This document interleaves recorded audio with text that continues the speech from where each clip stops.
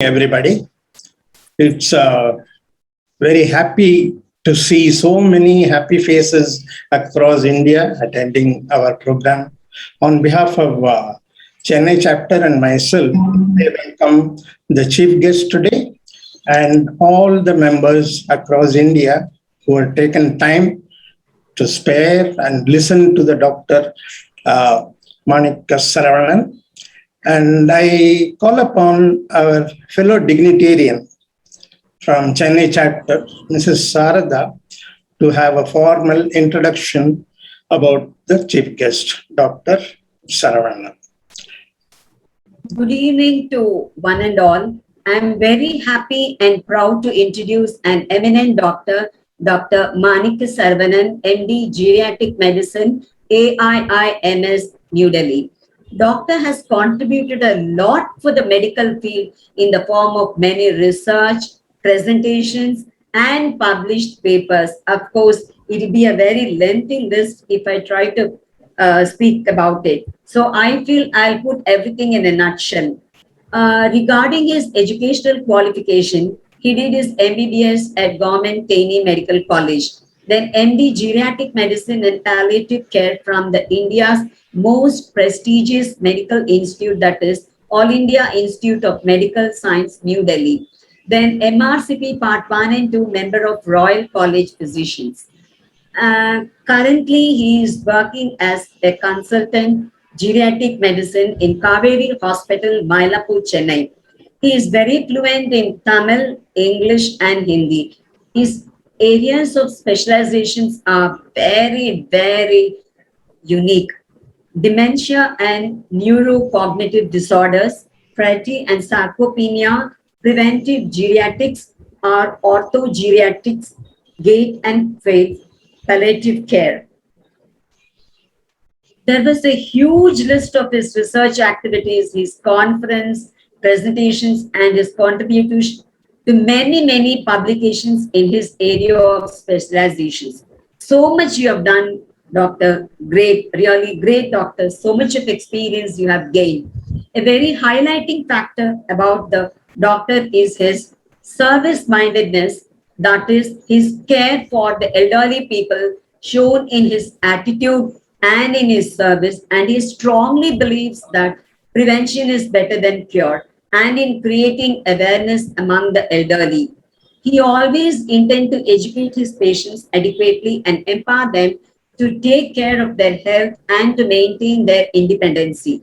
I feel we should all give him a very big applaud in appreciating his immense interest and care in elderly, in empowering and helping them to be independent.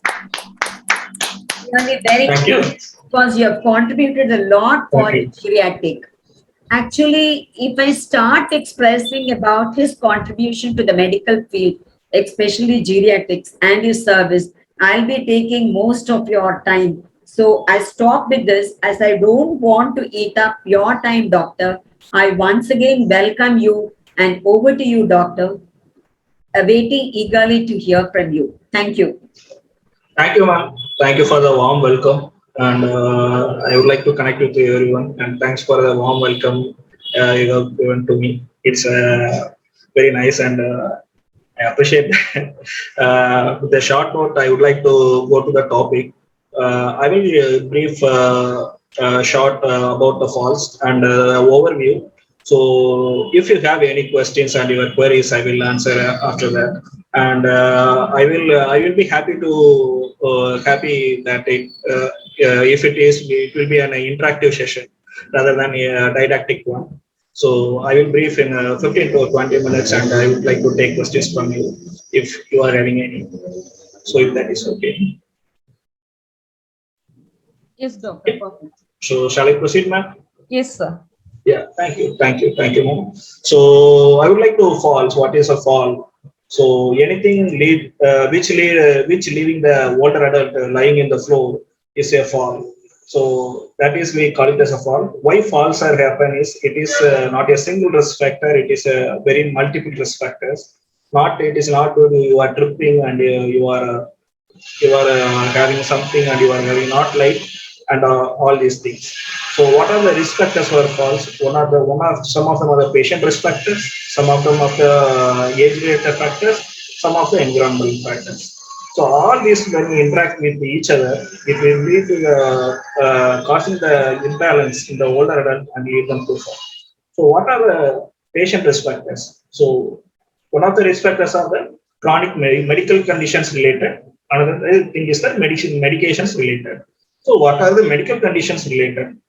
So whether you are having diabetes and hypertension, BP problems, heart problems, any abnormal heart rhythms, and any spinal cord problems, like any something called degenerative spine diseases, any knee problems, and the complications arising from this. Another thing is the medications. One of few of the conditions are the medications taken for this condition. For example, the diabetes.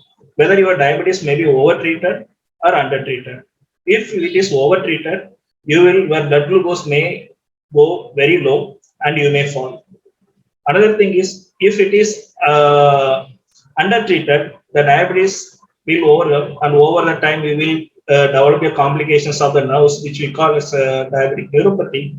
And due to that, your feeling of the floor will not be properly feel the floor, or the muscle weakness will arise from that. You will not be able to properly hold the chapels, and the weakness arise from that. You will be slip off, and it may cause a fall. And arthritis. So when the arthritis, when the knee joints are deteriorated or were bad, the muscles attached to it also will be bad. So you will not be at the strength in the legs to balance yourself, so you may fall. So these are some conditions. And abnormal heart rhythms, whether you are undiagnosed abnormal heart rhythm, something we call as atrial fibrillation, and some other conditions, or any valvular heart diseases we call as aortic stenosis, heart valve problems. So these are some other patient related factors. And what are the environmental factors? Environmental factors, we call it as a home hazard and outside the home environment. What are the home environment? Home environment we can divide into two. One is the bathroom, another is the outside the outside the bathroom. Outside the bathroom factors are improperly lighted halls, not spacious walkways, and inadequately maintained hallways, like toys, screws, or spilled water, a wet floor. All these things can cause falls. Inside the bathroom, there are no rails, again wet floor, low height toilet seat, and all this can cause the falls. Another things I'll talk about is the risk-taking behavior. So one of the risk-taking behavior is when the older people generally get up from the bathroom or the bedroom, they will go for the bed to the bathroom immediately. So without calling for help or using their assistive devices or anything. So in that reason, sometimes they will forget to switch on the light or something, will lead to cause of falls. So these are the causes of falls in short. And whether falls are normal to the age. So people usually, why falls, the awareness of falls are not there. It's a common question because people might thought falls is a part of normal aging. No, it is not. It's like, so I'm aging, so I fall down. No, it is not. Falls are not a normal part of aging. Falls are not due to aging. Another thing is, so what do I do falls? So you inform your family members and other persons or your caretaker, and get your medical help, get the medical attention required. So what are the consequences of falls? Why we are calling falls? Why falls so much thing going about falls? The falls are calling about the because the after consequences of falls. So what are the after consequences of falls? One are injuries. So what are the injuries? The serious injuries and non-serious injuries. What are the serious injuries? Are you might get your bones fractured, or you might get some bleeding into the brain, or if you fall in the face, your eyesight may decrease, due to something we call as retinal detachment and broken noses. So some of the things are serious injuries. What are the non-serious injuries? Or not any this kind of required hospital admission things are non-serious injuries. So what if even non-serious injuries? So it is okay. So can I be used to do my routine work or regular work? No, it is not. That is something called post-fall syndrome. What is a post-fall syndrome? They are the after effect of falls. So a fall becomes another fall. A fracture. Doctor, sorry for interrupting. There is a request asking to go little bit slow. Okay, sure. Thank you, sir. So my relations. Yeah. So there is a after effect of falls, which is called as a post-fall syndrome. So even you are not sustaining a very serious injury, there is a post-fall syndrome will set in without knowing ourselves. So what is this post-fall syndrome? Not a fancy name or anything. It is just a phenomenon. What we can say is when they experience a fall, again falls over falls again and again, the older adult loses their confidence in moving around independently. Their mobility will be decreased. They will be staying to a room or staying inside area or confined to a very limited locality. So each and everything they will call for help, ask for help, and they will limit their mobility and they limit their confidence. This will lead to the excessive amounts of stress. So this excessive amounts of stress and everything lead to a depression and all kinds of like a psychological impact. So this psychological impact, when you call your attenders or your caregivers for help, it will lead to the put a stress upon them, and it might lead to some amount of elder abuse in some cases. So this all leads to the risk-taking behavior. All leads to risk-taking behavior, bring to the excessive amount of the risk-taking behavior. So they might get to fall again. So this is a vicious cycle actually to get into falls and again. So some people might get, so if I am not confined to a small space, so I will not be able to fall. No, it is not. So if you limit your mobility, you will lose your confidence in moving independently, and you will depend on other persons, and your mobility will be lost. You will be limited to a space, and this all leads to the post-fall syndrome, as I explained. And so it's okay. So when do I get medical attention? So if you are having a fear of fall, 1 in 2 older adult, every second older adult you are seeing having a fear of fall in moving in inside the home or outside the home or anywhere they were moving around, etc. They are having a fear of fall. So how much is the frequency of fall? 1 in 3 older adult. That means every third person, 30% of older adult experiencing a fall after turning 65 years of age. So it is that much common. So when to seek attention for these falls? If you have fallen in the last 12 months, or if you are having a fear of fall, or if you are having any fracture sustained or injury sustained from the previous fall, you need to get a medical attention and a fall risk assessment. So what is a fall risk assessment? So what do we do in a fall risk assessment? So in fall risk assessment, we assess the patient risk factors, patient's internal risk factors, external risk factors, drug risk factors, and the environmental advice and rehabilitation. So what kind of rehabilitation? According to the structured program varies from patient to the patient and patient's assessment of the cognition. So why cognition is important here? Cognition means anything learning ability or ability to carry out day-to-day activities by yourself, execute the day-to-day activities by yourself. That is called cognition. So why cognition assessment is important? Sometimes people will fall repeatedly. What happens from this? There might be a very, very small micro delays will occur in the brain, or due to the trauma and repeated the impacts. So some of these bleeds might not be, it is not stroke. These are very small, minimal damages to the brain cells. So these are not even seen in the MRI. So when you sustain these repeated injuries after repeated falls, over a time period, you may develop dementia. The risk of dementia will increases. So these are the factors. So how to prevent falls? So how to prevent falls? So do a risk assessment.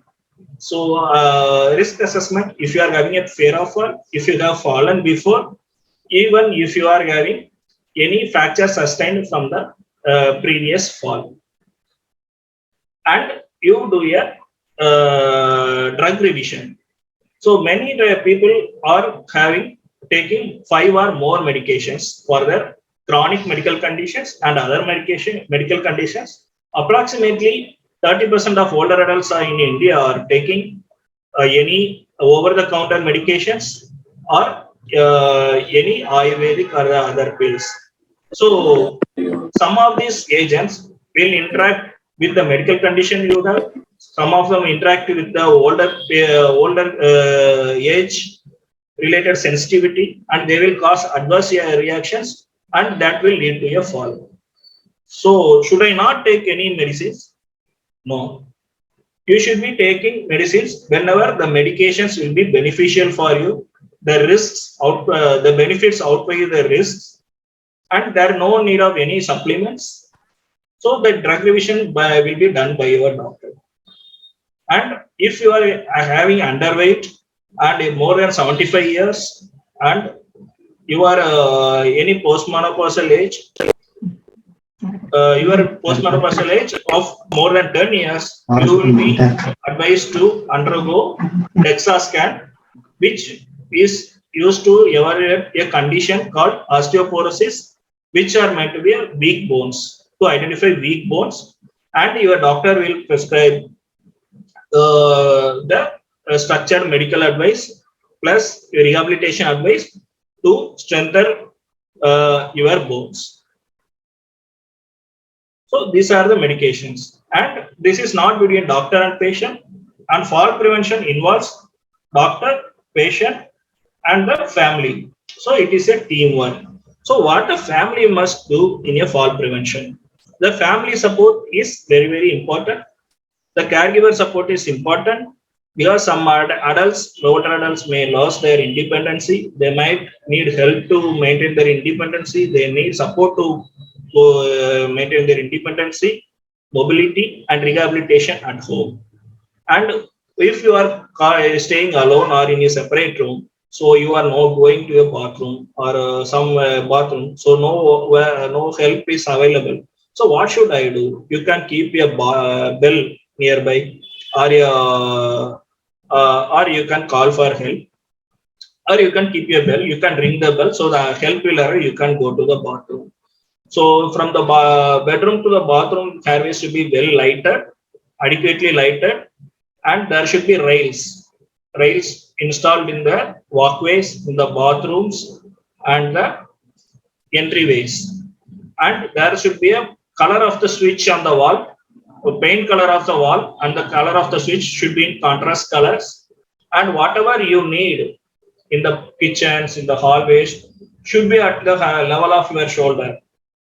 Not below, not overhead, at the level of your shoulders. And always use high-raised chairs. High-raised tall tables, not anything the height below the level of knee should be used. High-raised chair, high-raised beds, toilet sheets should be high-raised, and in toilet there should be rails adequate, and there should be something called a toilet grab bars in both sides of the toilet for sitting and getting up. It should be installed on the sides.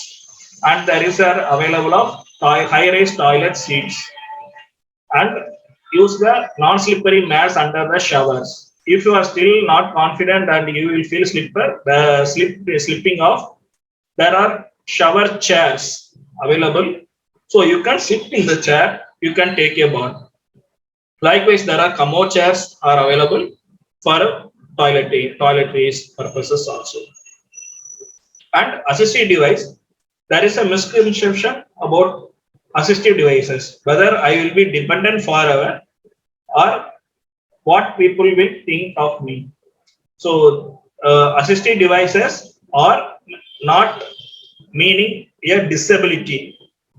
Assistive devices meaning assisting you. It is assisting to elder people to maintain their independency. So, skipping on assistive devices when advised will increase the risk of falls due to the inability to maintain balance and slippering. So, please use assistive devices. Assistive devices will help you to move around inside the house, even outside, without anyone's help, and will maintain your independency. And with adequate rehabilitation and physical measures, that you may not need assistive device in the near future. Like young person, who, like we can get an example of a very young sports person who is injured while playing sport. He is getting operated in the knee. He is mobilized using a walker or something, along with adequate physical exercises. Once he had adequate strength, he will not be using an assistive device and he will be able to play again. So this is an example. This is how an assistive device works. The assistive devices will help you to maintain your independency and mobility. So please use assistive devices, appropriate assistive devices as advised.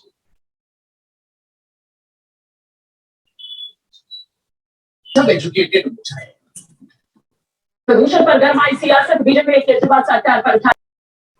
Hello.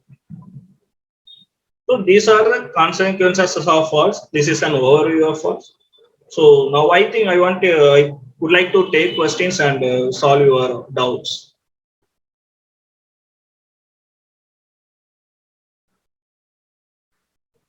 Hello. Is there somebody asking any question? I heard someone talking. I don't know whether it was a question or not. Doctor, have you finished your presentation or something more you want to say? No, that's an overview. That's what I want to say. I would like to answer questions. Doctor, can I ask you one thing? Yeah, sure. Is it a must or is it definitely you will have a fall in the old age? So many people, even if they're 90 or 85 or 87, they don't have a fall at all. Is it natural, isn't it? Yeah, it varies from person to person. But it varies from person to person. As it varies because of the patient conditions, the risk factors. One of the contributors of falls are vision checked, one impaired vision and impaired hearing, along with your medications and your chronic medical conditions. If someone living up to 85 or 95, their genes are good and they are having very low risk, very less medical conditions, very less medicines, along with adequate exercise and physical mobility, they may not experience a fall up to 84, 85. They will be able to maintain their independency. But if they are having a fear of falling, that I might fall down while walking or while going down or climbing stairs or wherever, it will be advised to take a fall risk assessment. They may not have have fallen, but they might having a fear of falling down. Thank you, doctor. Thank you. Thank you. Thank you. Okay, doctor, does it mean that you need to undergo an assessment when you start feeling that you feel that insecure or likely to fall, that fear has cropped in your mind? Is it at that stage you take an assessment? Yes. It's just an indication for assessment. That's right. Thank you. Yeah. Thank you. Doctor, I see one question in the chat box. Okay, sure. Mrs. Sarada has questioned that. Okay. You talked about over medication in case of diabetes. She wants to know how to know over medication is done. Okay. So that will be determined by the geriatrician. That will be diabetic targets, and targets for diabetic diabetes numbers. We call the number like you are having diabetes based on the blood test and everything. We are telling that now it is based on the numbers. How we determine the numbers? It varies. It will be determined by the geriatrician according to your age, how much functioning you are have, your functional status, we call it as how much functioning and your ability to maintain independency and the functioning you are having, and what are your targets, goals and experience. Okay, so yeah. Can I ask a question, sir? Actually, I'm having diabetes for the past 10 years and I've been taking medicines. Recently, when I took a test, they said that my B complex is very, very high. Okay. So the doctor was saying that I should reduce the B complex which I'm taking because I already have burning feet and neuropathy in my leg. Okay. So now I don't know. He has reduced and he said, in case if necessary, you can take the third tablet of B complex. Now I don't know when I should take and when I should stop. That is what I asked that question. Okay. That first, the cause of neuropathy has to be the burning feet should be assessed. It might be due to the deficiency of some vitamins, or it might be due to the diabetic complications. And one of the things whether muscle weakness has occurred or not, based on the rehabilitation should be done. There are some diabetes medicines which may cause deficiency of some vitamins. Unless there's deficiencies you are having, there is no need for taking a B complex vitamin. So that there are some medications need to be administered, which itself can increase the fall risk. The risk benefit should be assessed along with the other medical conditions and your muscle strength, and rehabilitation has to be structured based on that. Thank you. Thank you. Thank you. I find Mrs. Shashikala Gurukul has got a question. Please unmute and ask the question, Mr. Gurukul or Shashikala. No. I asked that question. That was Okay. Yeah. Thank you. In that case, let us move on to the next person, Mr. Raghupati. Please unmute and ask your question. Doctor, you have given a very good sketch of it. Only thing is, I feel probably you are a little fast with summary. It is just like summarizing. You have made so many, because so many things which you have told. It is really that itself will require follow up very clean. Well done. Only thing is, one place, 1, 2, 3 small things are there. You said dementia. So far, we are thinking dementia is not, it's a setting. It is not going to come because of any other related this one and all. But you said at one time it may lead to dementia. That is what one thing I require. Then second, a small thing, care and confidence. Suppose my wife says always you be there, don't take, you do. That is too much care she is doing. But if I do that much of care, I lose my confidence. See, somebody is telling you are 80, you are 80, you are 80. Then I start feeling that I am something wrong. I am very old. So that one caring and confidence, it is two things. If I take more precaution and all, I lose my confidence. That is one thing. Because somebody says, you want to wear, sit and wear. Then if I go on sitting and wear, at one time I can't stand and wear my pant and all. That way it becomes this. Then preventing, it is very beautiful analysis. I think it is much more, it's a very big list. Probably it cannot be this. Right from the bed to get up immediately, going to the bathroom and lighting this, that is absolutely required. Because that is not a caring or this one. It is required. Every house should have bathroom, railing, this and all. That is very well said. Then this fall risk assessment is something which I am first time hearing. Probably it is this, just like any medical, this one we are taking for BP or sugar and all. No, fall risk assessment. You told something, that is, if you have done 1 year, within 1 year, any fall or any fear in the mind about the fall or any other age related, if I am already feeling that fall risk assessment are there. Otherwise, I think fall risk assessment may not be required thing, because somebody has told in another conference that if you, I think our Rajapan only asked, I am very fine, everything is there. But you ask me to go for medical assessment every time, that is, they say every 6 months, you check all your blood, this and that. He says, I am very perfectly all right. Why you ask? Because once I take and something shown, then I got into the fear complex, like that, oh, some BP is going, some BP is. At one stage, I reach a level that I get into the fear complex. These are the small things I thought. Maybe only dementia and this one you can tell me. The other things are all, it is only just my own assessment only. Fall risk assessment also you can little bit elaborate. Dementia and fall risk assessment. Thank you, sir. Thank you, sir. Sorry being very fast, and maybe I have to get myself slow on that point. Sorry, my rendition is so fast. I will try to keep it slow as much as I can. I will try now also on the next time also. And one of the things I will address, like dementia, there are two types of things exist. One is that dementia can lead to falls, and falls can also lead to dementia. So how dementia can lead to falls? There are two theories. One of them are cognition. Cognition is how you are thinking. Going on the road, supposedly you are going on the road. Okay. So you are going on the road, you are driving a car. So you are seeing a opposite, a car is coming.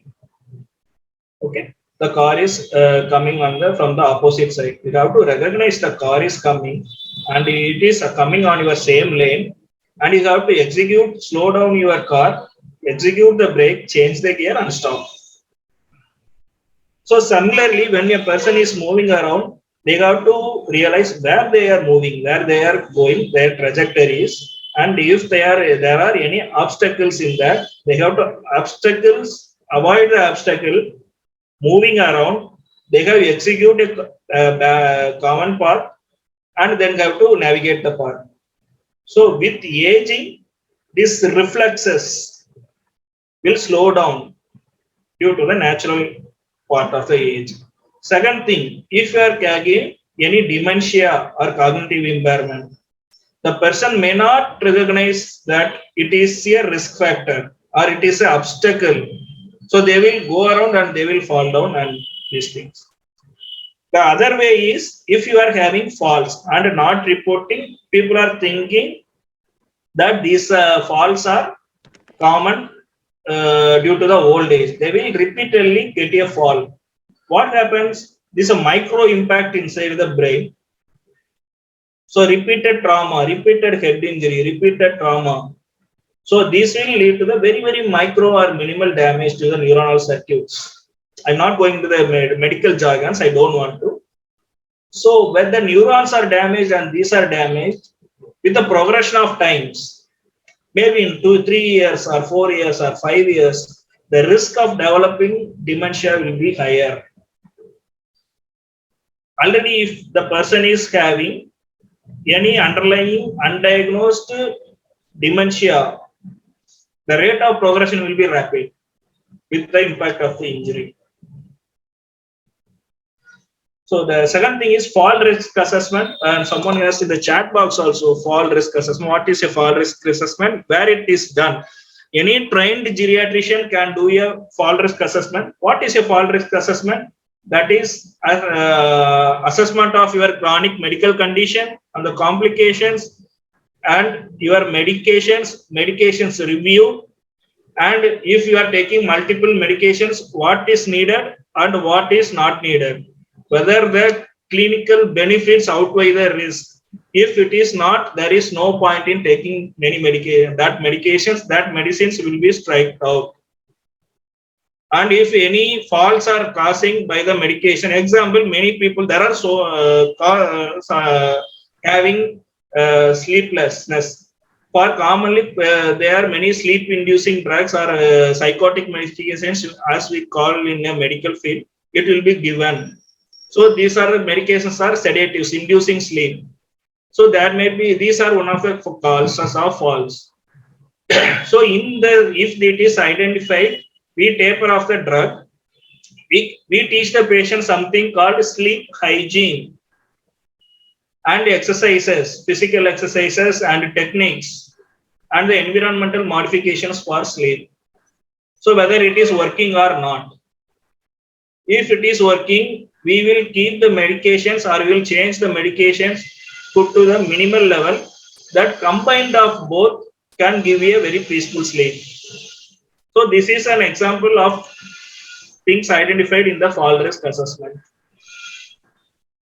So this is another thing. There is nothing related to age.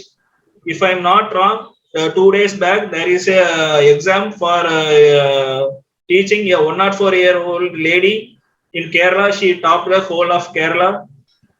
And a few days back there is a Olympic senior Olympics in US. So a 105-year-old lady, she ran the 100 meters. She was worried that she is not able to finish under a minute. So there is nothing related to age. There is no need to take care of. Everyone can take care of themselves. There is nothing related to age. Unfortunately, not only ours, the world is ageist attitude in the world. There is age, your age, anything related to age. There is nothing related to age. Age is a number, just a number, which the wisdom will increase with age. So it is a science, not my opinion. So that is the answer you have given for Mrs. Panigrahi from Lallanagar. She asked that question about the risk assessment. Yeah. Or risk assessment. You have answered that. I believe that she is satisfied with the answer. Now, next is Habil. Habil is having a question, Mr. Habil. What is dementia? Please explain. He wants to know about dementia. Okay, sir. Thank you. Dementia is a progressive neurodegenerative disorder. Generally, it is progressed as dementia as a memory loss, and Alzheimer's dementia. There are various dementias, and Alzheimer is the commonest form of dementia. So dementia means impairment in the cognition, as we call it as 6 domains. Anything less decrease in the 6 domains can lead to dementia. It is a progressive medical condition. There are medications are there to delay the progression and the behavioral disorders. Some people it may start with the memory, and some people there are behavioral changes. Some people may call with something called as delusions and hallucinations. They will recall something not present there, something they are saying it is there. And some people it is like they will not talk anything, just they will be mute. They will not answer anything. So it varies. The commonest form of dementia is Alzheimer's, which is responsible for more than 50% of dementia. So how it progresses? It progresses with memory loss as projected, but it will not progress with memory loss.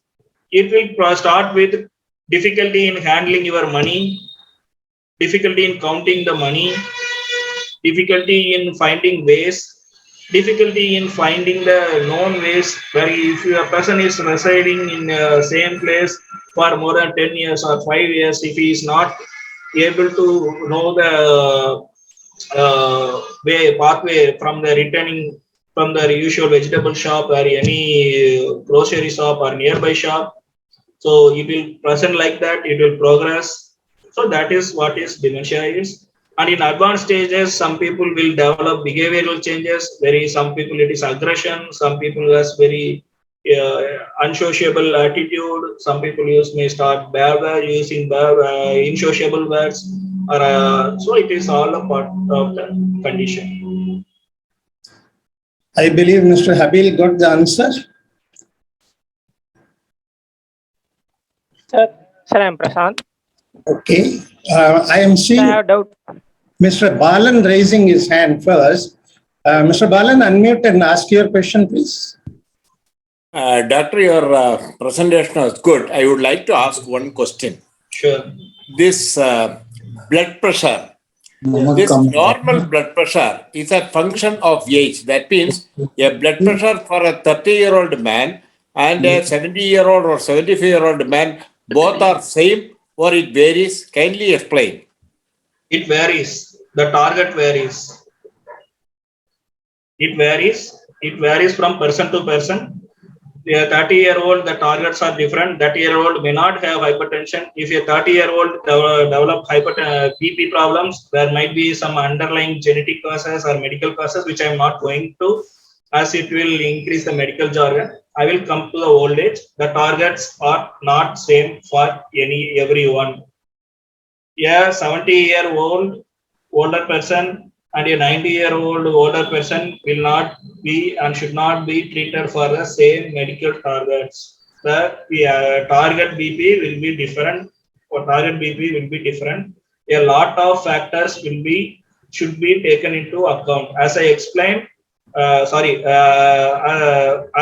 I told for the diabetes before, the functional status, the goals of the patient, the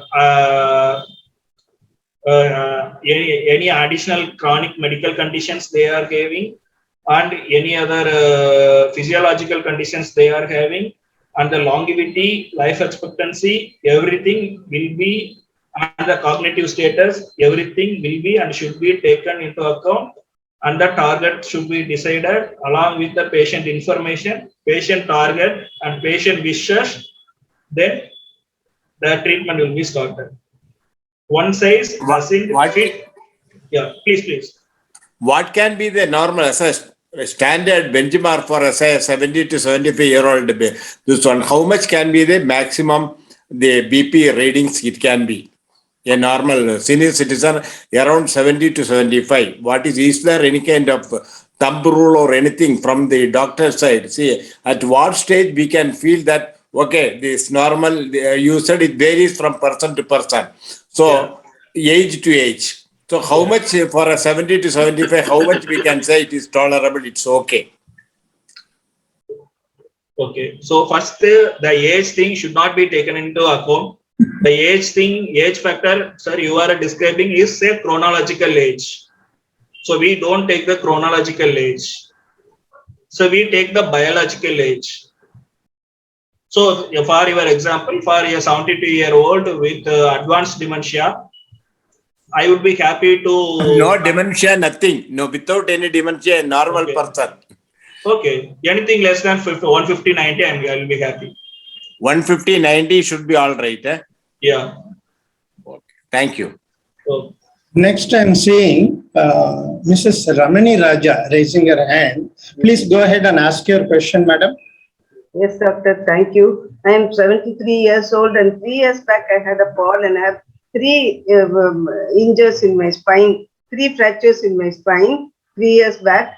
But now I'm back to normal. I walk 1 hour and I do yoga 1 hour, intermediate yoga, and I go to a gym and I'm back to normal.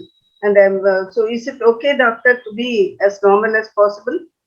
You should be normal as possible. And yes. I'm glad that you are taking all these activities, and you should be normal as possible, and you should be able to do all the things you should be able to do. Yes, just medical assessment, fall risk assessment, yes. And since you have sustained fractures, ask your doctor for a bone density scan, just to take medications to decrease the fall risk and exercises. If you are able to do everything, you should do. Yes, sir. I'm playing Go-To-Vadyam also for my mental stress and all. I've been playing music also, Go-To-Vadyam interaction with music and running a music school. And I'm very active during daytime also, doctor. I'm happy with what I'm doing and I'm taking care a lot, and I'm happy to, whatever you said, I'm really happy that you're doing. Your talk is very good, doctor. Thank you. Okay, thank you. Thanks a lot. Next, Mr. Kumar has been waiting. Mr. Kumar, you can unmute and ask your question. Yeah, am I audible? Yes. Yes, sir. Yeah, actually, I was not having questions. All the questions have been answered. Whatever that I had, I just want to congratulate the doctor for just giving a very fantastic explanation for everything. I wanted to just find out only one thing. When TCR brother was asking that he may have the fear if somebody is going to tell that you are old and you should not stand up and do one thing. And there is a small or minute difference between confidence and overconfidence. So the advice is, it is only for precaution for the people who are just getting age, that it is a normal advice for people that they should take care. And it is not, they are not actually very strong in bones and other things. Because of that, we should have precautions. That is the thing the doctor has been telling. It is a good thing that we should take all the precautions. That is it. Thank you, doctor. Congratulations. I find Mr. Rajappan wanted to ask some question. Please go ahead, Mr. Rajappan. Doctor, you Yes, are sir. talking about the BP and other things. Yeah. I would like to ask you one thing. Yeah, sure. BP, whenever you say BP, they always talk about high BP only. What Oh, about yeah. low BP? People are having low BP. For example, it is 120 and 66. Otherwise, he is all right. No problem at all. Okay. Is it okay, or he has to take medicine for low BP? There is nothing to call low BP. If someone has abnormally low BP or anything, you may take a general checkup or a medical checkup, because 120 is say 90 is a very normal BP. It is not to low BP. It is a very normal BP. That's what I said, that BP target goals and BP, it varies from person to person. Thank you, doctor. Thank you. Yeah, it is a very normal BP. Nothing to worry about that. Yeah. Okay, next I understand Mrs. Sashi Taneja. I don't see the video, but it seems she has got some question. Yes, yes, Doctor, I'm Dr. Pune, and I have a couple of questions for you. My husband, who's 86 years old, has got diabetes, but his diabetes is under control. And he has got mild dementia, for which he's taking some medication. Now he has this vertigo thing. So he feels, kind of not very confident walking outside the house. But within the house, he kind of walks around slowly. So, and he takes Vertin once in a while. But for how long can he take Vertin? And is it safe to take Vertin? Some doctors say that you cannot take it for a long time. And so, and then my second question is that I've got rheumatoid arthritis. I don't feel confident going up and down steps unless there is something to hold on to, and I feel kind of that I'm going to fall. So what kind of exercises should I do to strengthen my, walk and not feel and like that? So I would appreciate if you can answer these questions. Sure. Thank you, ma'am. And I can't give you only general advice, as I haven't know the other chronic medical conditions, and I haven't examined the patient or see the patient's medical records. So I cannot give a specific advice, and I might be wrong since I not examined him personally and reviewed his medical records. So what I would suggest is there are some medications can increase the falls. One of them are Vertin, and but first assert it whether it is a vertigo or not, because patients with dementia will not be able to, sometimes they may not be express adequately what they are going through, whether it is a dementia or giddiness or what is what. So first the assertion of whether it is a giddiness or vertigo, it should be asserted first. Second thing is Vertin should not be, belongs to some class of drugs called anticholinergic, which may increase the falls itself. So yeah, it should be avoided. Again, for rheumatoid arthritis, you are saying first you must do a DEXA scan and osteoporosis and take adequate fall rest. Second thing, your bones may be burned out due to the rheumatoid arthritis. So we should check the rheumatoid arthritis controlled or not. And the third thing, the rehabilitation, because it is a debilitating disease, the rheumatoid arthritis, the joints will get stiff, tough, and will be less mobile. So you would get adequate physiotherapy and strengthening of your knees and back, and use an assistive devices that will be taken by any trained geriatrician or excellent physical therapist or a sports therapist. They can do that. and adequate pain relief if you are having any. Thank you. Thank you. Thank you. Thank you. I find Mr. Habil has raised his hand. Mr. Habil, do you have another question? Please unmute.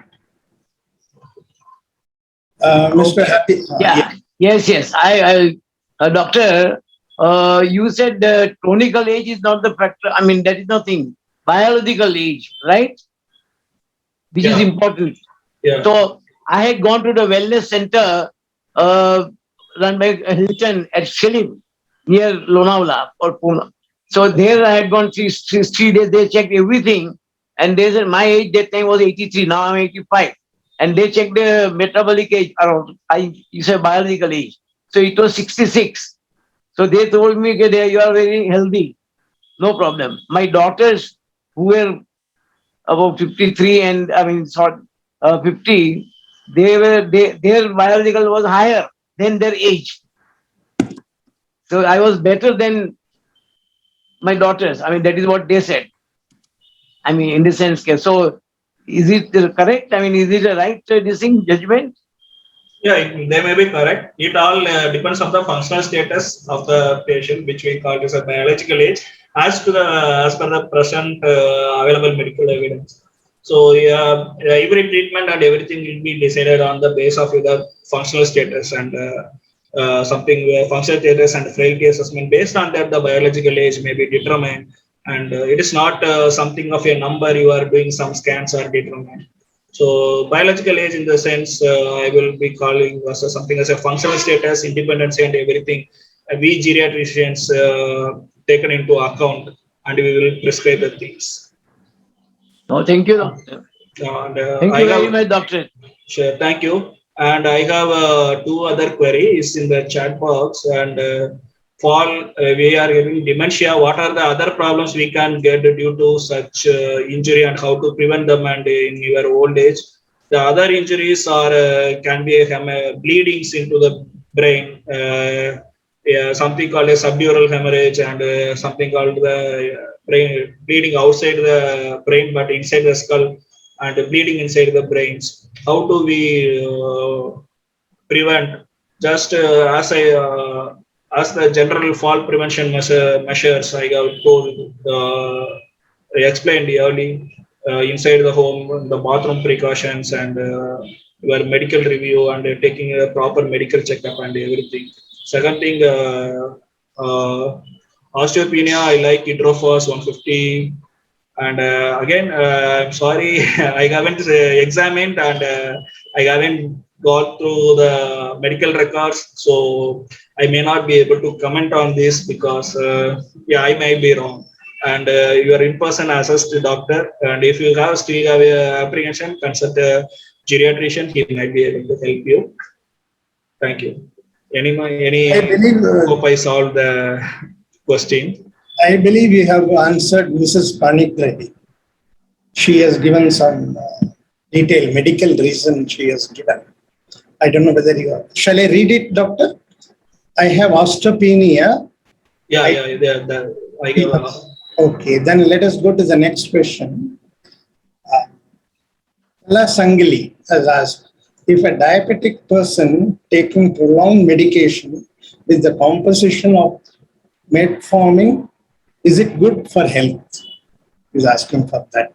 So if you ask for metformin is good for health, yes, definitely it is one of the anti-aging drugs, but it is taking for long again it varies from person to person. There is nothing, everything, there is some Tamil saying, sorry for taking Tamil in a national forum as my command will be better. I'm not able to find the English equivalent. There is a saying called Alavukku Mirinal Amudamum Nanju, which means the elixir can be a poisonous if it is taken more than adequate amount. So everything will have a side effect. So if you are having some side effect and it might be due to the metformin, that metformin may be stopped, that will be determined by your physician.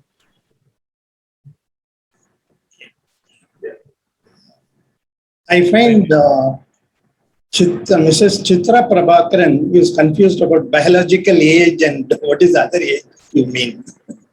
No, there is nothing that. Sorry for bringing it to the jargon. It means the functional status. Generally, how much you are moving independently. There are scores and calculations for that. So we will determine the diabetic or any treatment targets and treatment decisions based upon that. Just leave that aside.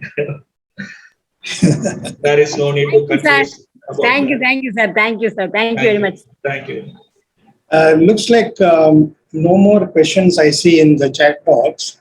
I would like to ask you, Doctor, about one thing, about the safety factors within the house. You have mentioned about the normal thing regarding the bathroom, the type of flooring which you should have, things like that.